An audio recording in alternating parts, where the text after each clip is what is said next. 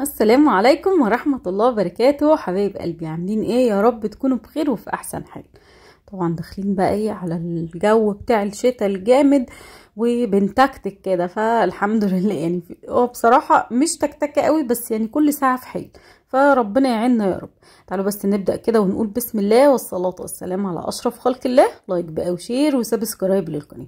زي ما احنا شايفين كده دخلنا على الأكل بتاعنا على طول، لأني بصراحة كنت مستعجلة عايزة أخلص بسرعة. انتوا عارفين اليومين دول يعني ايه يعني في حاجات كتير كده مع بعض، فالحمد لله على كل حال. هنا بقى قطعت بطاطس، طبعا كنت غاسله الخضار اللي انا هستعمله وحطيت شويه ميه على النار، وهقول لكم ليه دلوقتي. سبتهم يغلوا ونعمل صينيه الفراخ بتاعتنا دي وندخلها الفرن، وبعد كده نشوف هنعمل ايه. هقول لكم انا عملت الاكل ده اصلا على مرحلتين وهقول لكم ليه. هنا بقى قطعت بطاطس شرايح، وطبعا غسلتها، وبعدين قطعت عليها كام عود كده من الكزبره الخضراء. عايزه اقول لكم شويه الكزبره الخضراء دول بيودوا طعم الصينيه دي في حته تانية خالص. عايزين كده واحنا شغالين ما ننساش اخواتنا من الدعاء، وان شاء الله ربنا ينصرهم، اخواتنا في فلسطين طبعا، وربنا يا رب ينصرهم وينصرهم على اعدائهم كده دايما، ويفرح قلبهم يا رب ويرحم شهدائهم. ودعوة حلوة منكم كده لماما ان ربنا يشفيها. ومش عايزة حد يزعل مني ان انا مش برد على الكومنتات، لاني والله العظيم انا بنزل الفيديو، ممكن لو نزلته بالليل بنام واقوم الصبح اخلص بسرعة بسرعة علشان انزل لماما. تمام كده، فمش ببقى عندي وقت ان انا امسك الفون اصلا طول اليوم. اما ببقى معاها اكيد مش همسك الفون، يعني في الحبة اللي انا قاعداهم معاها. فمش بنقول مثلا او ما بقولش هي اخبارها ايه، لان هي بصراحة الحالة مش مستقرة، يوم بتبقى تعبانة ويوم بتبقى كويسة، فادعوا لها ربنا يشفيها وتطلع من المحنة اللي هي فيها على خير يا رب، ويشفيها ويشفي كل مريض. ده كده الملخص. وهقول لكم بقى عملت ايه في صينية الفراخ. حطيت قرفة وجنزبيل وفلفل اسود وشوية كده من الزعتر وشوية ملح، وحطيت كزبره ناشفه اهي، دي كزبره ناشفه، وطبعا الفلفل الاسود، وحطيت قرفه وجنزبيل في الاول عايزه تحطي، وحطيت كمان حبهان بودر. تمام، التوابل دي لعبتك بقى، انتي حابه تزودي حاجه او تقللي حاجه مفيش مشكله.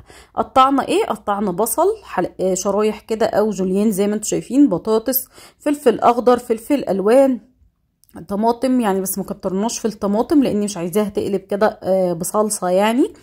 فقطعت كل الحاجات اللي انتوا شايفينها دي وتبلتها، وحطيت خل وليمون ودبس رمان. ادي الليمون، وحطينا الخل في الاول، وحطيت كمان معلقه كبيره من دبس الرمان. ادي كده تتبيله الفراخ بتاعتنا. والصينيه دي انتوا عارفين كده، اللي جربها عارف هي طعمها ايه وبتكون فعلا حلوه ازاي. ما جربتهاش؟ لا جربي وبعدين احكمي. هنا بقى هتبل الفراخ كويس جدا، ما كانش عندي وقت ان انا اسيبها، وهنحطها بقى في الفرن. يعني هقفلها بورق فويل، وبعد كده طبعا مولعه الفرن يسخن وهدخلها الفرن. ديها بس رشه من الزيت.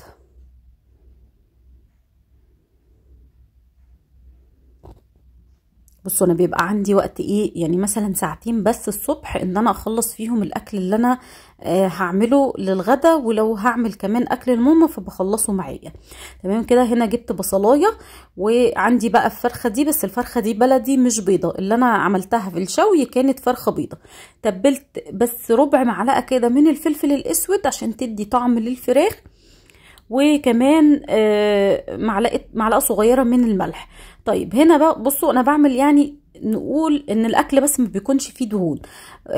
لو بحط فيه توابل او رشه فلفل صغيره، هي الحمد لله مش ممنوع عنها اي نوع اكل غير الاكل بس اللي هو مضر للسكر، مش اكتر من كده. انما اي اكل بتاكله عادي، بس يعني احنا بنحاول نحط ايه او ما نحطش في الاكل دهون، مش اكتر من كده. يعني بيكون مسلوق او مشوي، ما يكونش حاجات بقى ايه متسبكه وفيها دهون والكلام ده كله. فاهمين قصدي؟ بس لو بنحط توابل بحط حاجات بسيطه جدا، ده في الحاجات اللي ماما هتاكل منها. فاهمين قصدي؟ يعني هي اصلا مش ممنوع عليها اكلات معينه الحمد لله يعني. بس احنا نتمنى ان هي تاكل فنديها اي حاجه. هنا هنا بقى هسلق الفرخه زي ما انتوا شايفين كده، بس هقلبها وهسيبها بقى تتسلق، لان دي ما كنتش عايزه اشويها او احط لها توابل زي ما انا حطيت الفراخ بتاعتنا. دي عايزاها تكون حاجه كده ايه زي ما قلت لكم، تكون خفيفه. فهنا بعد ما غليت، لو مطلعه طبعا ريم ولا اي حاجه بشيله، وهحط بصل وطماطم وكمان حبهان بقى ورق لوري، كوبيبه صيني، الحاجات بتاعتنا بتاعت الشوربه دي. هسيبها بقى تكمل تسويه كده. معلش غطا الحله ده الايد بتاعته مكسوره، فبحط لها الغطا التاني زي ما انتوا شايفين. هنا بقى هعمل لينا احنا رز معمر. زي ما انتوا شايفين، انا عايزه اقول لكم ان انا ما كملتش الاكل، يعني انا هحط الرز كده في الفرن، وبعد ما ارجع بقى هكمل بقيه الاكل معاكم زي ما هتشوفوا معايا دلوقتي. بس هحط الرز على ما ايه البس. وكنت كمان عملت شويه رز ابيض مسلوقين عادي خالص، ما فيهمش اي دهون ولا اي حاجه، دول علشان ماما ربنا يشفيها يا رب، ويشفي كل ام ويشفي كل مريض يا رب العالمين. وكمان مرة بعتذر ان انا مش برد على الكومنتات، والله بجد غصب عني. يعني الايام دي انا عايزة اقول لكم ان انا بنزل الفيديو ممكن ما بصش عليه اصلا الا تاني يوم بالليل. فهنا بصوا انا دخلت الفرن الرز في الفرن بعد ما حطيت عليه اللبن. طبعا كمية الرز قد كمية اللبن، وممكن تزودي عليها شوية مية ما يكونش لبن خالص، يعني لو انتي حابة ممكن تحطي كمان معلقتين قشطة لو حابة. هنا على فكرة كنت لبست خلاص. هنا بقى حطيت الرز بعد ما اتشرب، حطيت له معلقه سمنه كبيره كده ومعلقتين من الزيت. بصوا بقى انا هنا كنت رجعت من عند ماما، يعني انا اخدت الاكل بتاعها. وهنا بقى هعمل لهم ملوخيه. انا كنت خرطت الملوخيه دي قبل ما امشي وحطيتها في الفريزر جيت لقيتها جمدت. وكان فاضل الفراخ بس تاخد لون كده من على الوش، برضو حمرتها. الرز بقى طبعا بعد ما حطيت له السمنه سبته يعني يستوي كده، وبعد كده بصراحه سبته الشهد تطفي عليه، يعني طفت الفرن بعد ما انا مشيت بشويه. تمام كده، بس كنت خلصته يعني تمام. هنا بقى لما رجعت قلت اعمل شويه ملوخيه اللي انا كنت عاملاهم خرطهم قبل ما امشي. وزي ما انتم شايفين حطيت شويه من الشوربه بتاعه الفراخ وحطيت فيها الملوخيه. طبعا حطيت الاول فيها معلقه توم ني، وبعدين حطيت فيها الملوخيه. واول ما بتبدا ان هي هتقلب خلاص كده، خلاص بشيلها من على النار. ما بنسيبش الملوخيه بتاعتنا تغلي علشان ما تسقطش مننا. طبعا تسالوني هو لسه في ملوخيه خضره في السوق؟ هقول لكم لسه في ملوخيه خضره، بس بدات طبعا بيكون ورقتها اليومين دول ضعيفه شويه، يعني مش زي ايام طبعا الصيف. اخدت معلقه توم كده، انا مش عامله طشه كتير لان كميه الملوخيه اصلا عندي مش كتير.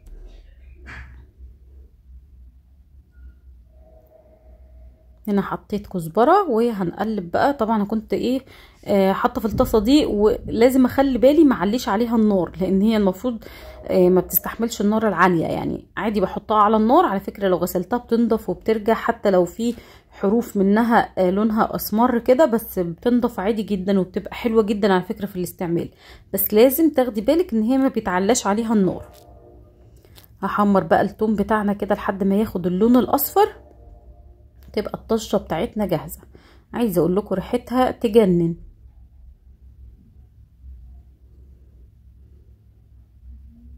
ننزل بقى بالملوخيه بتاعتنا كده زي ما انتوا شايفين، ودي احلى شويه ملوخيه خضراء.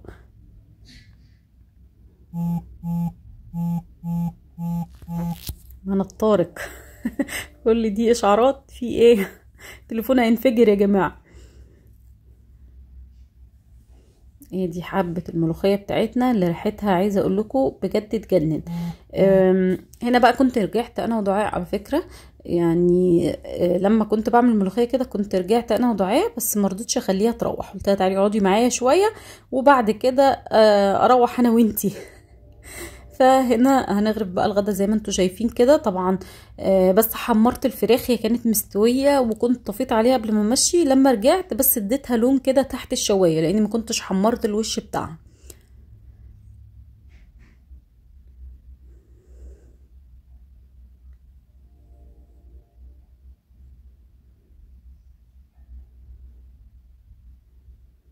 اهو زي ما انتوا شايفين كده. طبعا الرز على فكره كان بارد خالص، يعني كان متطفي عليه من بدري قوي، فكان برد يعني، بس عشان وانا بحمر الفراخ حطيته في الفرن يدفى شويه. طبعا يعني وهو طالع كده لسه من الفرن بالبخار بتاعه بيبقى ريحته وطعمه يجنن. يعني عايزه اقول لكم بقى ما تقوليش هو يبرد يبقى طعمه مش حلو، لا طبعا بيبقى طعمه حلو وكل حاجه، بس يعني انا عن نفسي بفضل ان هو يكون لسه طالع كده بالبخار بتاع الفرن. هو يعني انا سخنته او حطيته في الفرن وانا بشوي الفراخ تاني او بحمر الفراخ يعني، فسخن كويس. بس بصراحة يعني بالنسبة لي انا لما بيطلع من الفرن وهو سخن كده بيبقى طعمه احلى، او يعني بيبقى ايه، يعني بحس ان هو احلى، في حاجة مختلفة يعني. بصوا بقى الخلطة اللي تحت الفراخ دي عايزة اقول لكم طعمها خرافة. طبعا بدل ما انتي مثلا عايزه تعملي خضار لوحده وعايزه تعملي فراخ لوحدها، لا يعني جربي كده الطريقه دي هتعجبك قوي، وما بيكونش فيها طماطم كتير، او ان انتي تكوني مثلا عامله صينيه بطاطس اللي هي بالصلصه، لا دي طعمها مختلف، وخاصه بحبه الكزبره اللي احنا بنحطهم الخضره دي، فبتبقى طعمها حلو قوي ومختلف.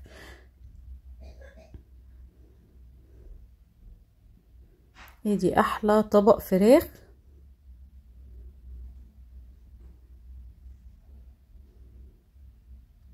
ودي الملوخيه بتاعتنا.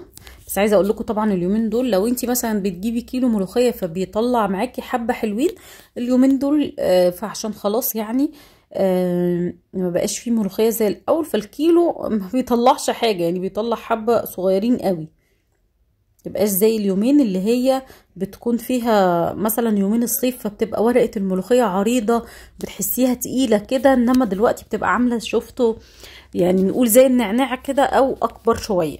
هي اليومين دول لا مش زي النعناع، اكبر شويه من النعناع بس بتبقى خفيفه يعني، تبقى ورقه الملوخيه نفسها خفيفه.